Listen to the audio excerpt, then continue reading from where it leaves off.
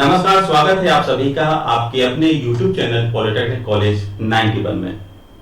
तो आज का जो टॉपिक है वो है विकृति, स्ट्रेन। तो स्ट्रेन जो एक ऐसा टॉपिक है जो कि आपके मॉस, सॉम और फिजिक्स में पूछा जाता है। तो सबसे पहले बात करते हैं कि स्ट्रेन क्या है। स्ट्रेन को समझने के लिए पहले हम लोग इस रिजिड बॉडी के बारे में जानेंगे। रिजिड बॉडी होती है जिस पर यदि हम कोई भी बल लगाते हैं तो उसके आकार में कोई भी परिवर्तन नहीं होता है। ऐसे ही तो अभी तक हम लोगों ने पढ़ा है। तो यही कहा गया है विकृति की एक दृढ़ पिंड, ये दृढ़ पिंड है, रिजिड बॉडी है, एक दृढ़ पिंड जिस पर यदि हम विरूपण बल लगाते हैं, डिफॉर्मेशन बल लगाते हैं, विरूपण बल लगाते हैं, तो यह हमेशा विरूपण बल का विरोध करेगा, रिजिड बॉडी। परंतु सबसे इंटरेस्टिंग बात यह है कि अभी तक कोई भी आदर्श रिजिड बॉडी है ही नहीं। जब भी किसी रिजिड बॉडी पर विरूपण बल लगाया जाता है तो हमेशा उस बॉडी में कुछ ना कुछ परिवर्तन जरूर होता है। चाहे वो आपका एक इस बॉल को ही ले लीजिए, इसको हम बल लगा रहे हैं लेकिन आप देखेंगे कि इसके आकार में कोई परिवर्तन नहीं हो रहा है। परंतु ऐसा नहीं कि परिवर्तन हो नहीं रहा है, इसमें परिवर्तन होता है पर इतना माइनर है कि हम इसको मेजर नहीं कर पाते हैं।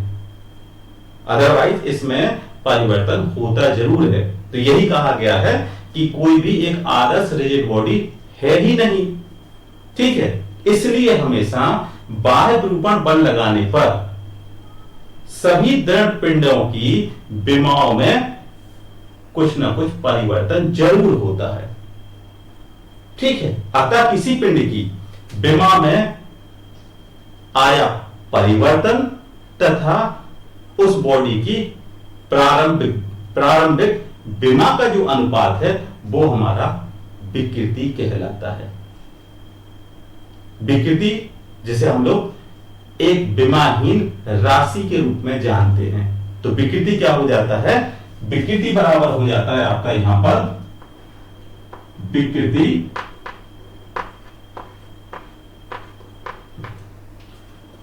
विमा में आया होगा परिवर्तन। ठीक है, विमा में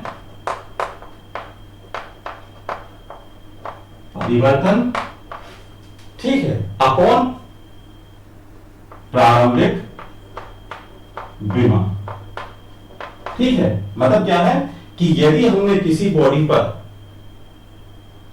विरूपण बल लगाया, ठीक है, विरूपण बल लगाने पर यदि उसमें परिवर्तन हो गया और उस बॉडी का शुरुआत की जो विमा है उसका जो अनुपात है वही हमारा विकृति कहलाता है, जिसे हम लोग स्ट्रेन द्वारा इसको डिफाइन करते हैं, मानते हैं। तो आप समझ गए कि जब किसी पिंड पर, मतलब विकृति एक विमाहीन राशि है जिसे हम ई द्वारा प्रदर्शित करते हैं।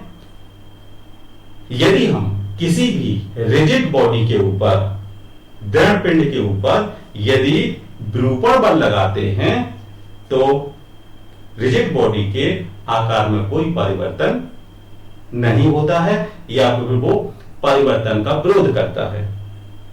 परंतु अभी तक ऐसी कोई बॉडी है ही नहीं जिस पर यदि हमने विरूपण बल लगाया और उसके परिवर्तन ना हुआ हो। कहने का मतलब रिजिड बॉडी पर यदि हम विरूपण बल लगाते हैं तो उसके आकार में परिवर्तन जरूर होता है। इसलिए उन्होंने कहा कि जब परिवर्तन होता है तो उसकी परिवर्तन हुई विमा में जो परिवर्तन हुआ अपॉन उसकी प्रारंभिक विमा क्या थी, शुरुआत में उसकी क्या डायमेंशन थी और उस पर जब बल लगाया तो उसके डायमेंशन में क्या परिवर्तन हुआ, इसी का जो रेशियो अनुपात है वही हमारा विकृति कहलाता है, जिसको हम लोग तीन टाइप से जानते हैं। कौन कौन से हैं? सबसे पहली आती है आपकी, नंबर फर्स्ट आती है लॉन्गिट्यूडनल।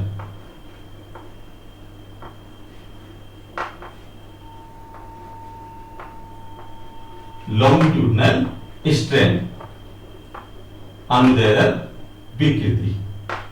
सेकंड आ जाती है आपकी शियर स्ट्रेन, शियर स्ट्रेन।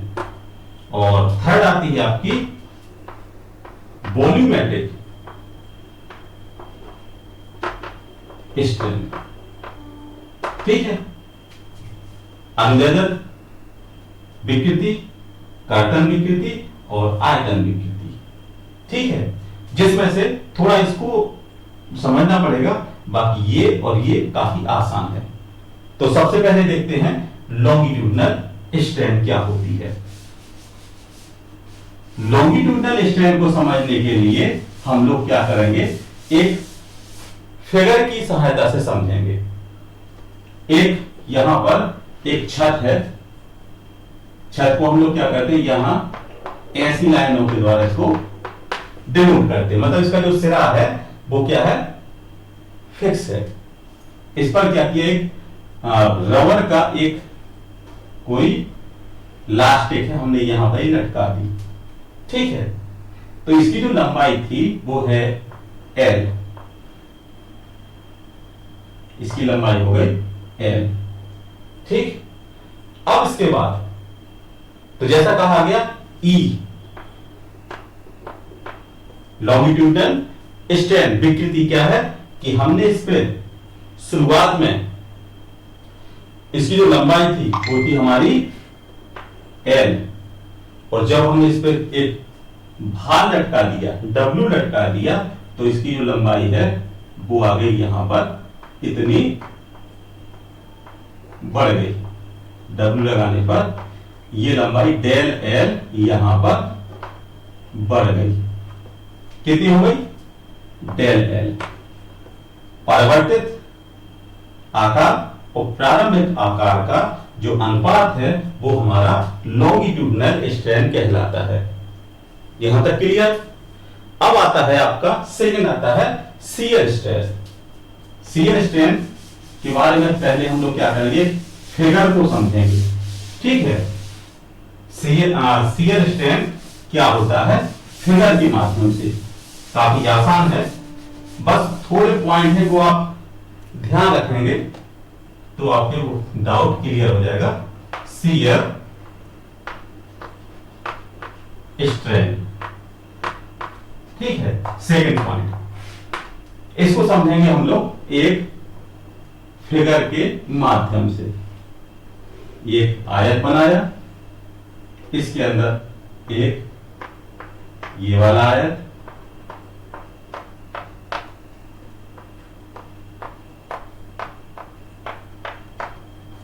ठीक है, और इसको यहां, इसको यहां, इसको यहां, ये, ठीक है। अब क्या है, इसका नाम रखेंगे। इसका नाम रखेंगे तो पहले इसका नामकरण करते हैं। तो नामकरण के लिए क्या है, इसका जो सिरा है ये वाला, ये सतह है, जो ये वाली सतह, इसको थोड़ा ध्यान दीजिएगा कि ये सतह क्या है, मान लो हमने इसको चिपका दिया, एक गोंद से इसको चिपका दिया, और ये क्या है, एक रबर का बना हुआ है। तो ये तो हमारा सिरा फिक्स है और ऊपर का सिरा है फ्री। तो इसका जो नाम रख दिया वो है ए बी, ठीक है, और ये आ गया आपका सी डी, ठीक, और ये आ गया आपका ई एफ जी और एच। क्लियर। अब क्या करते हैं, हम इसको यहां पर ये वाला, ये सिरा है ना इसका, इस पे हमने लगाया एक एयर फोर्स लगाया। जब ये रबर का है तो हमने जब यहां से एयर फोर्स लगाया तो क्या होगा, नीचे का सिरा तो चिपका रहेगा, लेकिन ऊपर का जो है डी सी एफ जी, ये क्या होगा, आगे की तरफ आ जाएगा। तो ये आगे की तरफ जब आया तो इस क्या होगा, जो सी था वो सी पॉइंट हमारा सी डैश हो गया, और जो आपका ये एफ है ये हो गया एफ डैश, मतलब हमारा ये सिरा यहां पर ऐसे हो गया, और डी क्या होगा, यहां पर आ गया। और जी आपका यहां पर ही आ गया, मतलब ये सिरा ये, ठीक है, और ये सिरा ये, और ये हमारा यहां पर इसको मिलाती है। मतलब जो ये था हमारा ये वाला सिरा, ये वाला, ये क्या होगा, आगे पहुंच गया। कैसे? मान लो ये रखा था तो हमने क्या किया, जब इस पर फोर्स लगाया तो ये सिरा हमारा आगे चला गया, नीचे वाला सिरा फिक्स है, ऊपर वाला सिरा आगे पहुंच गया। तो इसमें क्या होगा, एक एंगल बना, ये एंगल हो गया आपका फाई, ठीक है, ऐसा फाई यहां पर भी बन गया, फाई। इसको समझेंगे कि ए बी ई और एफ, जो नीचे का जो क्षेत्रफल है वो तो फिक्स है, परंतु डी सी एफ जी ऊपर का जो क्षेत्रफल है वो फ्री है, और ऊपर वाले क्षेत्रफल पर हमने एफ फोर्स लगाने पर क्या होगा कि ये ऊपर की सतह आगे की तरफ खिसक गई। तो क्या होगा, डी आ गया डी डैश, जी जी डैश आ गया, सी सी डैश, और एफ एफ डैश हो गया। इतना क्लियर? तो यहां पर जो है आपका विकृति की बात करें, ई आपका strain, shear strain, E S equal to यह आ जाता है आपका D D upon A D, D D upon A D, D D dash upon A D, यह हो गया। और इक्वल टू क्या होगा, C C dash, C C dash upon ये ए डी था, ए डी, या गया आपका बी सी, बी सी। अब देखिए अब त्रिभुज कौन कौन से बन रहे हैं आपके, त्रिभुज ए डी डी डैश, ए डी डी डैश, ए डी डी डैश।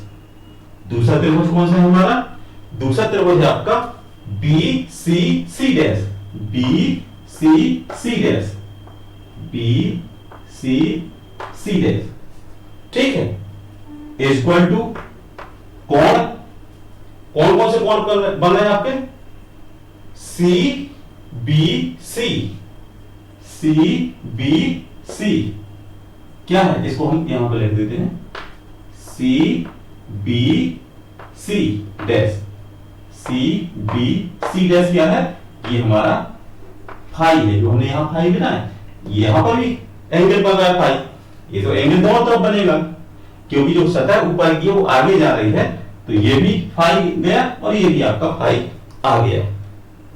अब हमने लेंगे यहां पर tan theta, tan theta equal to हो जाएगा आपका D D upon A D, D D upon A D, ठीक है, इक्वल टू आ जाएगा डी डी आया तो ये आपका C C dash upon A D यहां था, आ गया बी सी, बी सी, ठीक है। तो आ गया आपका शियर स्ट्रेस, शियर स्ट्रेस हो गई आपकी E S equal to ten, ठीक है, टेन थीटा या टेन फाइव, ठीक है। अब आपका जो ten five equal to five आ गया, ठीक। अब डी से ए और एल से और सी से, डी से ए और सी से आ गया आपके बी, डी से ए और सी से बी की ओर हमेशा क्या होगा, कर्तन बल का मान घटता है, ठीक है। डी से ए और सी से बी की तरफ जब जाते हैं तो कर्तन बल का मान क्या होगा, घटेगा। तो F इक्वल टू, ठीक है, तो कर्तन बल कितना हो गया आपका, इसको क्या करेंगे आपके कर्तन प्रतिबल, इसको क्रॉस कर लो, कर्तन प्रतिबल, कर्तन प्रतिबल क्या होगा, F, F क्या होगा, ये वाला F अपॉन डी सी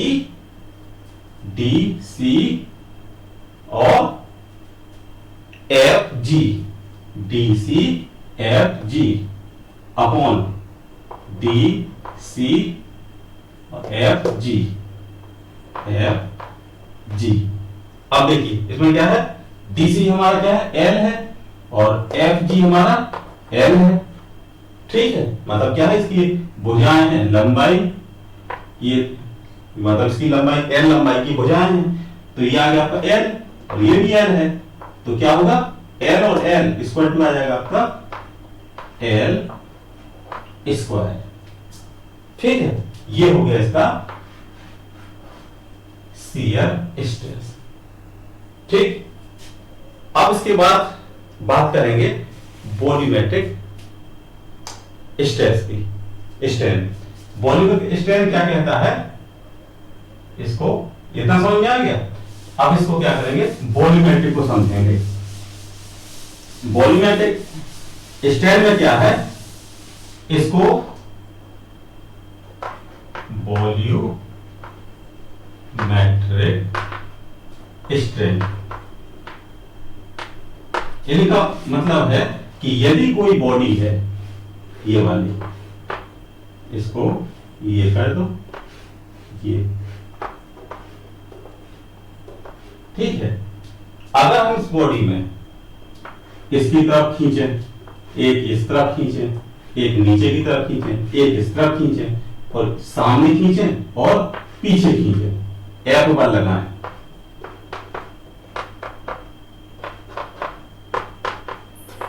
ठीक है, हमने क्या किया, बॉडी है और बाहर की तरफ उसको खींचेंगे तो क्या हो जाएगा, इसके वॉल्यूम में परिवर्तन आ जाएगा।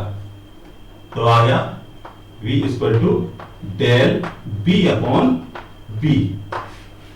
ठीक है, मतलब क्या है कि जब यदि हम इसको बाहर खींचते हैं तो इसके आयतन में परिवर्तन कितना हो गया, डेल एल, और प्रारंभिक आयतन क्या था इसका, V, और यदि हम इसको क्या करें, बाहर से बल लगाते हैं तो इसके आकार में कमी होगी, तो वो परिवर्तित जो आकार है वो और इसका प्रारंभिक आकार, ये कहलाता है वॉल्यूमेट्रिक स्ट्रेन।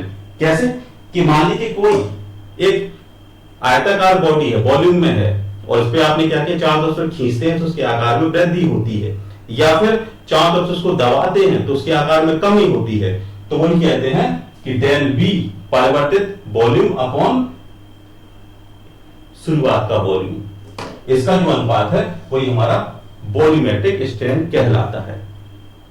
तो आशा करते हैं कि आप समझ गए होंगे कि विकृति बहुत ही आसान सा टॉपिक है, बस थोड़ा समझना, अगर आप इसको सही से समझते हैं तो बहुत इजी टॉपिक है, और आप समझ गए होंगे इसके कितने प्रकार हैं विकृति के, और कैसे इसको हम डिफाइन कर सकते हैं। तो आशा करते हैं कि आप समझ गए होंगे, और यदि वीडियो को पहली बार देख रहे हैं तो वीडियो को सब्सक्राइब कीजिएगा, और यदि आप पहले से सब्सक्राइब हैं तो वीडियो को लाइक कीजिएगा, और वीडियो पसंद आए तो अपने दोस्तों के साथ शेयर कीजिएगा, कि ऐसे ही टॉपिक आपके मॉस, सॉम और फिजिक्स में आपको पढ़ने को मिल जाते हैं सरल और आसान भाषा में। तो मिलते हैं नेक्स्ट वीडियो में, धन्यवाद।